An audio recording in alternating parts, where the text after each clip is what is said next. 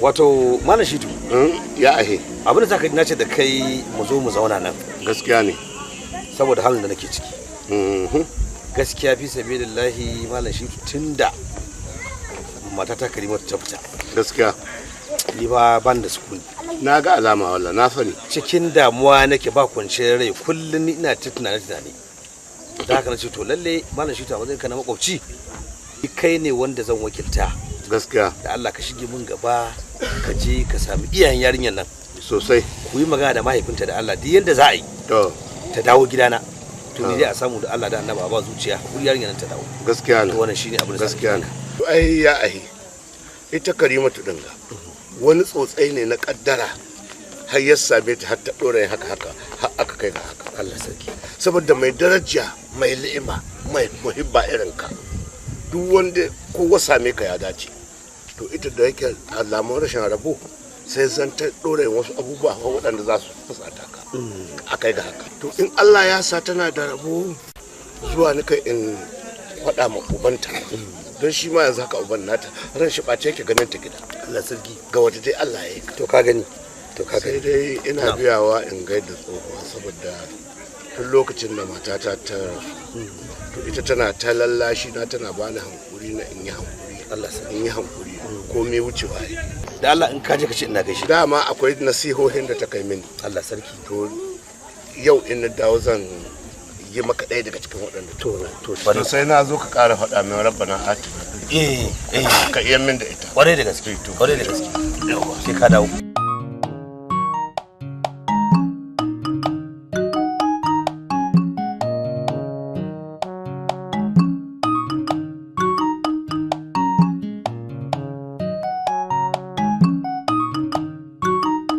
salamu alaikum salamu alaikum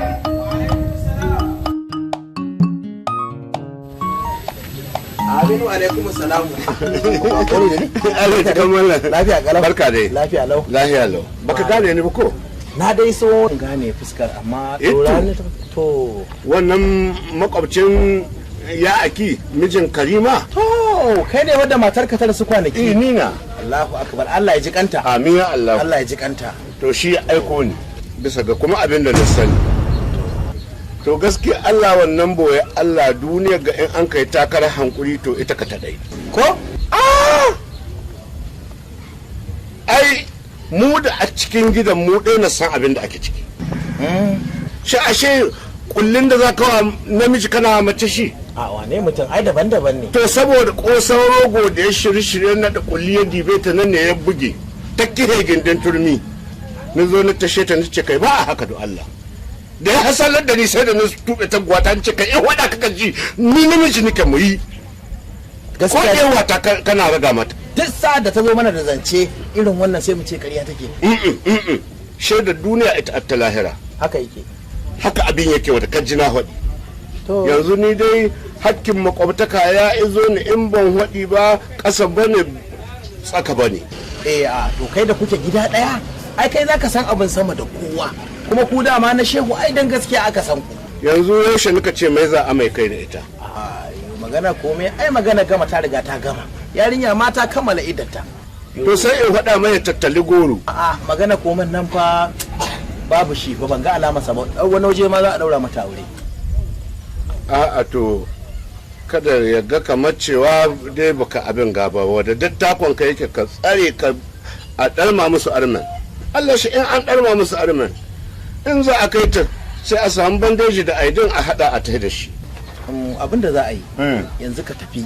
bayan kwana biyu To. sai ka dawo ka ji wanda ake ciki. to haka yayi Yawwa. yayi Allah ya baka lada Allah da iko yake. danna subscribe kana ka danna ƙararrawar sanarwa ta yadda za a dinga sanar da kai da zarar mun ɗora sabon shiri.